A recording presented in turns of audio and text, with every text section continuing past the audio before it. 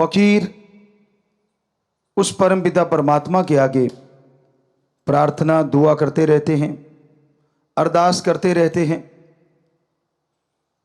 और उसका मकसद सिर्फ एक ही होता है कि हर जीव सुख शांति हासिल करे, हर इंसान को वो खुशियां मिले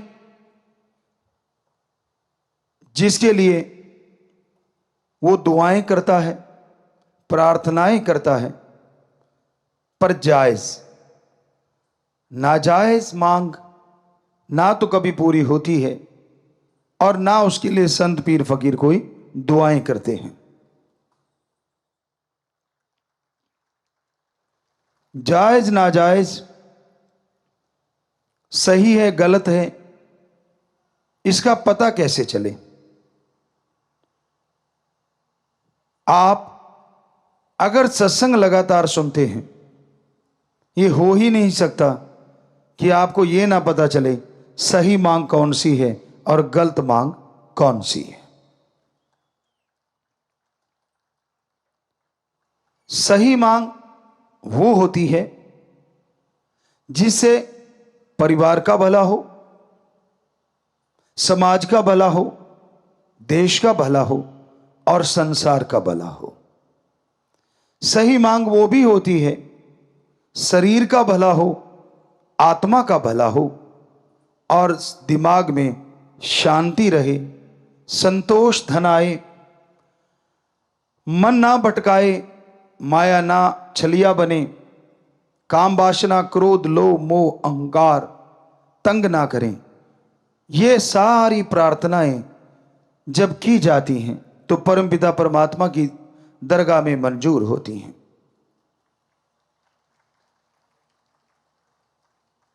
इसके अलावा आदमी तो बहुत कुछ मांगता है, मुझे ये दे दो, मुझे वो दे दो, पर सूफियत में सच्चा भक्त मानता है, हे मेरे परमपिता परमात्मा, मुझे वो देना जो तेरे दर के करीब करे, कभी दूर ना करे।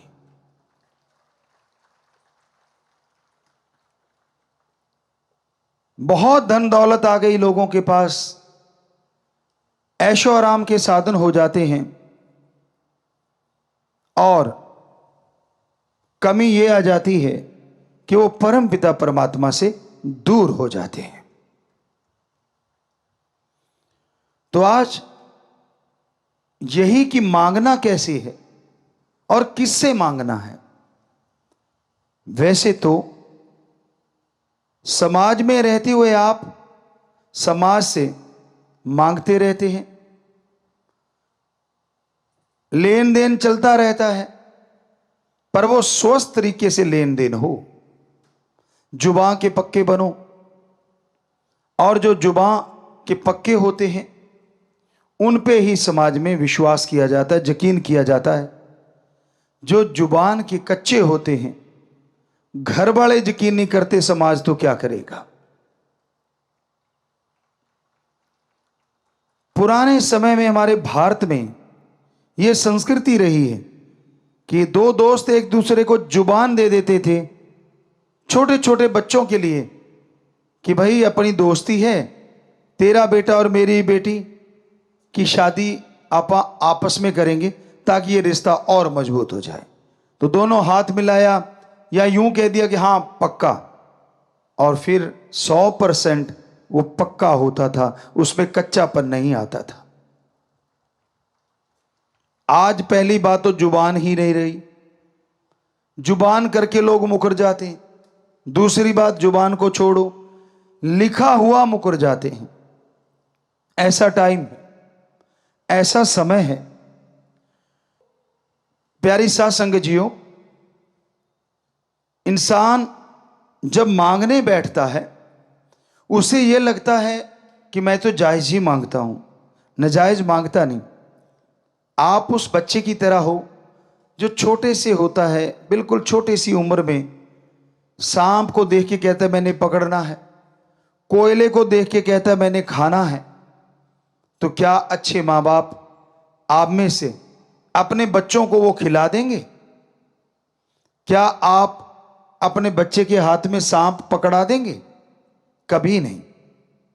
तो परम पिता परमात्मा तो आपकी आत्मा का मां बाप है, आपकी आत्मा का साईं है। आप नाजायज मांगेंगे तो वो आत्मघात के लिए कभी भी आपको नहीं देगा, अगर आप भक्त हैं। और अगर मालिक को लगता है कि आपके लिए सही है, लगता नहीं, वो तो जानता है, तो पल में वो आपकी इच्छा चुटकियों में पूरी कर देगा। पर कई बार होता है, आदमी कहते हैं ये मांग तो हमारी सबसे श्रेष्ठ और जायज। आप नहीं समझ सकते, वो मांग जायज है, सर्वश्रेष्ठ है, 100% सच। और मालिक अल्लाह राम 100% पूरी भी करता है, लेकिन थोड़ा आगे पीछे होता है। तो उसमें घबराओ नहीं, बल्कि सुमरन, अखंड सुमरन सेवा में लगे रहो, इबादत करते रहो, भक्ति करते रहो। तो यकीन मानो वो भक्ति के बदले आपकी वो जायज मांग ही पूरी नहीं होगी, भक्ति का फल भी आपके अकाउंट में जमा हो जाएगा। क्योंकि उसने इस बहाने आपको पता नहीं क्या क्या बख्श देना है। आप अपने सतगुरु से प्रीत करते हो, यानी ओम हरि अल्लाह राम से, या गुरु पीर फकीर से प्रीत रखते हो, उसके लिए तड़फते हो और सुमरन करते हो कि मेरी क्यों नहीं सुनता। वो सुन रहा है, और यकीन मानो 100% सुनेगा। लेकिन आप सुमन कर रहे हो, उससे वो आपके कुलों का उद्धार किए जा रहा है, जो आपको पता नहीं चलता। आने वाले बुरी वक्त की तपिश से वो आपको बचाए जा रहा है। आने वाली तेज गर्म हवाओं से वो ढाल बन के आपके सामने खड़ा हुआ है। आने वाले बुरे वक्त से सुमरन करवा के आपको वो धुरी का दाना बनाना चाहता है, जिस पे चक्की घूमती है, सारे दाने पिस जाते हैं, लेकिन वो जो धुरी के साथ, वो जो किल्ली के साथ, वो कील के साथ जो दाने लग जाते हैं, जिस पे चक्की घूम रही है, पत्थर उठा के देखो, वो दाने ज्यों के त्यों बच जाते हैं। इसलिए वो आपसे वो सुमरन करवा रहा है। इसलिए आपको कहता है नाम चर्चा में, यानी मालिक के नाम की यहां चर्चा हो। शॉर्ट में बेपरवाह जी ने नाम चर्चा, उसका नाम रखा कि परम पिता परमात्मा के नाम की चर्चा हो। वहां जाके सुनो, फल बहुत मिलेगा। जितना आगे मिलता था उससे सैकड़ों गुना ज्यादा यह फल रोजाना बढ़ता जाएगा। जितना आप रेगुलर होते जाओगे उतना फल बढ़ता जाएगा। आजकल नहीं है जो कि स्कूलों में होना चाहिए। हमारे टाइम में था कि जो सबसे ज्यादा जिसकी हाजिरी होगी स्कूल में, उस बच्चे को अवार्ड दिया जाता, चाहे कॉपी पेन ही क्यों ना हो। आज तो युग बड़ा आ गया, थोड़ा बड़ा अवार्ड भी रखा जा सकता है। तो उस वजह से बच्चे कंपटीशन में आ जाते थे और स्कूल से बंक नहीं मारते थे। फायदा किसका? बच्चों का भी, टीचरों का, प्रिंसिपल, हेडमास्टर का। क्यों? क्योंकि बच्चे लगातार आएंगे, ज्यादा ज्ञान हासिल करेंगे, तो मेरिट होल्डर तो क्या, वो जिले में और हो सकता है स्टेट, देश में भी टॉप आ जाए। आज के युग में हमने देखा बच्चे बंक मार के अपने आप को बड़ा साबित करते हैं कि मैंने इतने बंक मारे हुए हैं। उनको लगता है मैंने बहुत बड़ा काम कर रखा है। ये नहीं पता कि आपने अपने एम के अंदर सुराख कर रखा है। बचपन में एम होता है कुछ बनना, और जब जवानी आती है तब तक बन जाना, और जब अधेड़ अवस्था आती है तब तक बन के सारी खुशियां हासिल करना।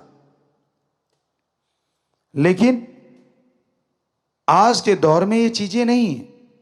तो हमारे वहां बच्चों के एक तरह का गुरुकुल ही है वो, और मां बाप आते थे तो सिखाया जाता था कि जब वो मां बाप का दिन आए, बात बाद में करना, पहले अपने माँ बाप के पांव छूने हैं झुक के।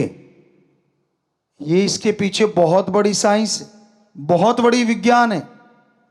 आप झुकते हैं तो वो जो पांव को छूना और एक सिर पे हाथ का आना, इसके अंदर बहुत बड़ी साइंस छुपी हुई है।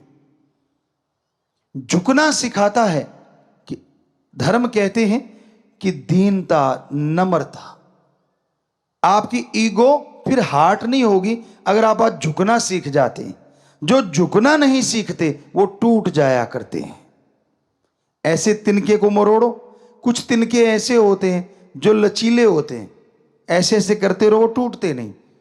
उसी के वजह से दूसरे तिनके को ऐसे करते हैं, तड़ाक टूट जाता है।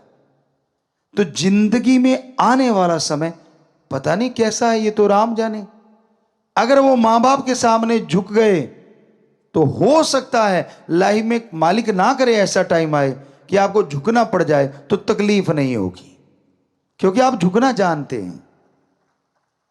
और मां बाप का आशीर्वाद वो डुप्लीकेट नहीं होता, दुआएं लेके आता है, पॉजिटिव रेज लेके आता है कि बेटा सुखी रहे।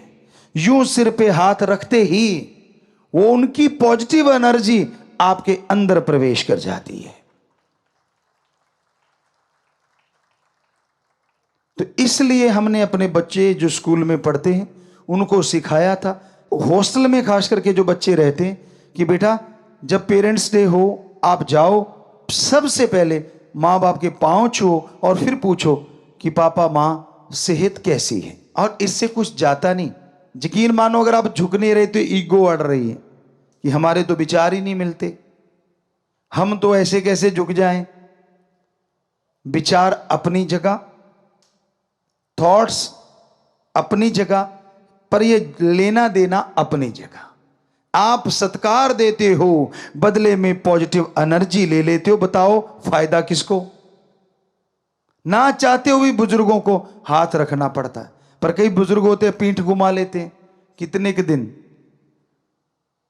वो जट्टू इंजीनियर वाला काम तो होने से रहा, जो आपने देखा था कि वो पीछे पड़ गए थे क्योंकि उन्होंने तो अचानक पैर पकड़ के खींच लिए थे। खींचने नहीं, टच करने होते हैं।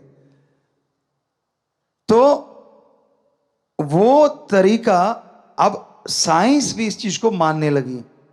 जब आप सुमरन करते हो आपको नहीं मालूम, लेकिन बहुत पहले भी हमने सुनाया था, कुछ देशों के साइंटिस्टों ने इस पे रिसर्च किया और ये बताया कि जो लोग सुमरन करते हैं उनको एक जगह बिठाया और जो नहीं करते उनको अलग, तो बड़े परिवर्तन मिले। सुमरन कर रहे बड़े शांत रहते हैं जो सुमरन कर रहे थे, जो नहीं कर रहे थे वो बात बात पे टेंशन ले रहे थे, चिंता कर रहे थे। सुमरन कर रहे थे वो जिंदगी जीने के ढंग सीख रहे थे, और सुमरन नहीं करते थे वो टेंशन लेके सुसाइड की तरफ जा रहे थे। फिर उन्होंने उनका रिसर्च बंद कर दिया, अब सुमरन वालों पे फोकस कर दिया कि ऐसा क्यों है। सेंसर लगाए गए, कंप्यूटर से जो भी सिस्टम थे सारे लगाए गए, और ये बहुत पहले की बात है, सर्च करने पे शायद मिल जाए, लेकिन हमने कहीं पढ़ी थी। तो उन्होंने फिर ये देखा कुछ दिनों के बाद कि एक रेज आ रही हैं, और वो रेज आसमान की तरफ से आ रही हैं, और जो सुमरन कर रहा है, मेडिटेशन कर रहा है, वो रेज आके उसके दिमाग पे यूं किरणें, आपने देखा ना कई बार कि ऐसे आपने फोटो में ये तो एक कंप्यूटराइज्ड चीजें होती हैं कि यूं हाथ की और यहां से एक लाइट निकली, आप देखते होंगे डॉक्यूमेंट्री वगैरह में, तो वो लाइट पड़ रही है, वो 100% सच होता है। ऊपर से रेज आती हैं और वो माइंड में टकराती हैं, ये साइंटिस्ट कह रहे हैं, और उनके अंदर माइंड में परिवर्तन आने शुरू हो जाते हैं। डीएनए के जो सेल्स हैं वो मजबूत होते हैं, अंदर डीएनए पनप रहा है, वो और स्ट्रांग होता चला जाता है। फिर उन्होंने सोचा इन रेज का पीछा किया जाए। जब उन्होंने उस रेज का पीछा किया तो एक हद के बाद पता नहीं चला वो रेज आ कहां से रही, क्योंकि इनकी जो साइंस की जो दायरा है वो ब्रह्मांड के अंदर तक का है, और वो ब्रह्मांड से पार से आती हैं रेज। किससे आती हैं? ओम, एक ओंकार, अल्लाह, गॉड, सुप्रीम पावर से आती हैं। क्या संत पीर फकीर आशीर्वाद देते उससे भी रेज आती? जी हां, आती हैं। क्यों आती हैं? क्योंकि उनका हाथ पार ब्रह्म उस परमपिता परमात्मा से जुड़ा होता है। साइंस के अकॉर्डिंग उनकी सिक्स सेंस हमेशा मालिक से कनेक्ट रहती है। इसका मतलब यह नहीं कि उनकी सिक्स सेंस यहां काम नहीं करती, बल्कि आपसे कई गुना ज्यादा उनकी सिक्स सेंस यहां भी काम करती है। यह कैसे पॉसिबल है? यही वो अनसुलझी पहेली है जिसे साइंस शायद ही कभी सुलझा पाए, पर धर्म सुलझाते हैं। कैसे? संत पीर फकीर जैसे आपको बताया बनाए नहीं जाते, वो पैदा होते। फर्स्ट जब वो आत्मा गर्भ में आती तो परम पिता परमात्मा के अंश तो सारी आत्माएं होती हैं, पर वो उस मालिक से डायरेक्ट उस बॉडी में आती। बाकी जन्म भोग के आती, 84 लाख जूने भोग के आती। पर जो संत आज से पहले हमारे महापुरुष हुए, जितने भी संत सच्चे रूहानी सूफी संत आए, बहुत आए सारे धर्मों में, वो डायरेक्ट उस ओम का अंश होते हैं, ना कि जन्मों मरणों में घूमी हुई आत्मा होते हैं। तो अब पता नहीं 84 लाख जूनियों में कितने बार चक्कर लगा चुकी आत्मा। एक तो वो है मनुष्य के शरीर में, और एक वो है जिसे भगवान ने डायरेक्ट अपना अंश बना के भेज दिया। तो नेचुरली वो जो घूम घुमा के आई है, वो तो संचित कर्म इकट्ठे किए बैठी है। उनको भोगते भोगते कभी गुस्से हो जाती है, कभी सतगुरु राम से भी मुनकर, कभी कुछ कभी कुछ कभी कुछ। पर वो जो संतों की आत्मा इस बॉडी में होती है, वो परम पिता परमात्मा का प्योर और ओरिजिनल वो अंश होती है जो शरीरों में बाकी में गई नहीं, डायरेक्ट मनुष्य शरीर में आती है। इसलिए वो क्योंकि डायरेक्ट आई है तो उसका कनेक्शन भी गर्भ में भी मालिक से डायरेक्ट होता है। बाहर तो छोड़ो, आप कनेक्शन डायरेक्ट है। तो जब वो आशीर्वाद या वो बात कहें या वो आंखों से निहार दें, असर किन पे पड़ता है? इन रेज का। जो झोली फैलाए बैठा है, दीनता, नम्रता जिसके गहने हैं, जो 100% संतों के गुरु के वचनों को मानता है, ना कि नजायज फायदा उठाने के लिए आया, वो नहीं। जो अपने पीर फकीर से दृढ़ यकीन रखता है। इसलिए हमने आपसे हमेशा दो ही तोहफे मांगे, वचनों पे पक्के रहो और दृढ़ यकीन रखो, तो नेचुरली प्रीत बढ़ेगी। और फिर आप देखोगे कि एक नजर भी अगर टकरा गई तो पता नहीं क्या से क्या दिखा दे।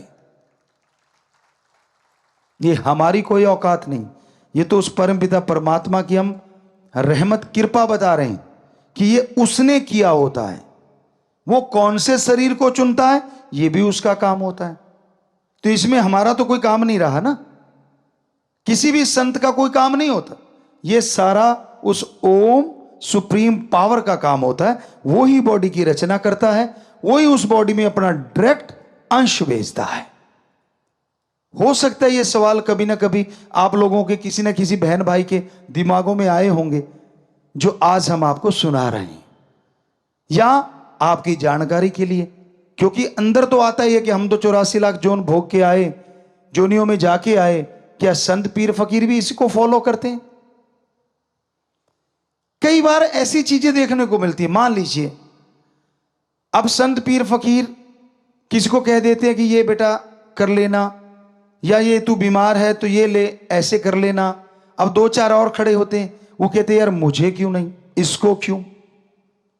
हो सकता है बिना प्रसाद के वो अपनी निगाहों से तेरा रोग काटते, पर तेरे जची नहीं, तूने उसको उल्टा ले लिया इसलिए वो नहीं कटा। काश उसको इस तरह से ले लेता कि मुझे इसका मतलब ये है कि प्रसाद की भी जरूरत नहीं, उनका नजरे कर्म ही काफी है, तो यूं यूं यूं ठीक हो जाता। तो ये सोचने का होता है। रूहानियत बहुत गहरी है। संतों का कोई भी काम बिना वजह नहीं होता, क्योंकि वो अपने लिए नहीं जीते, वो पूरे समाज के लिए जीते हैं। वो अपने लिए नहीं जीते, परमपिता परमात्मा के लिए जीते हैं। वो उसके गुलाम होते हैं, उसके नौकर होते हैं। इसलिए कई जगहों पे महापुरुषों ने, परमपिता जी दाता रहबर ने पहली बॉडी में भी फरमाया कि परमपिता परमात्मा का काम संतों द्वारा ही सारा होता है। ये बेप्रभा जी के वचन है। तो आज आपको समझ आई ये क्यों होता और कैसे होता है।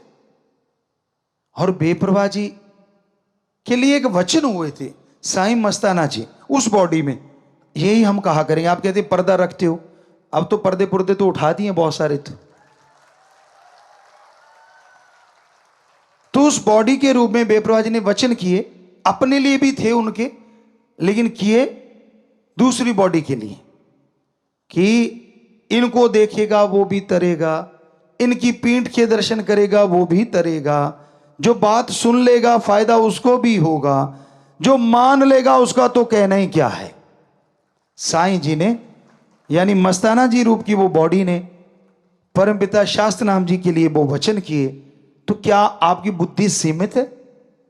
शायद तंग दिली है आपके अंदर, शायद आपका दिमाग काम नहीं करता। वो वचन साईं मस्ताना जी की बॉडी के लिए भी थे, परमपिता शास्त्र नाम जी महाराज की बॉडी के लिए भी थे, और फिर परमपिता जी ने वचन कर दिए हम थे, हम हैं, हम ही रहेंगे। तो बिल्कुल क्लियर ही हो गया ना, बात ही खत्म हो गई।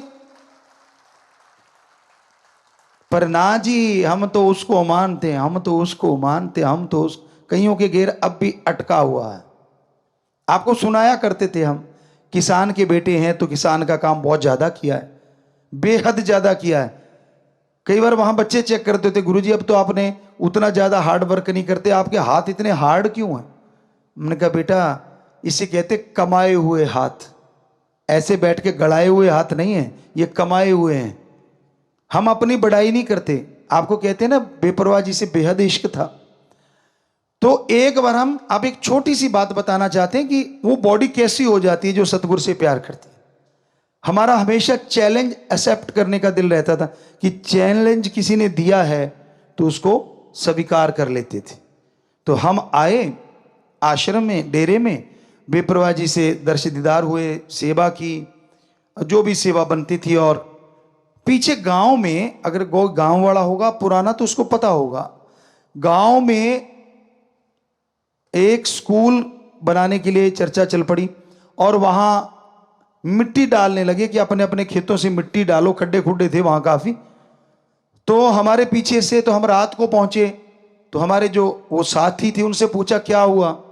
कहते यार आज तो कंपटीशन हो गया पूरे गांव में, हमारी वजह कह लो, राम जी की वजह, कंपटीशन चलता था हर बात के लिए।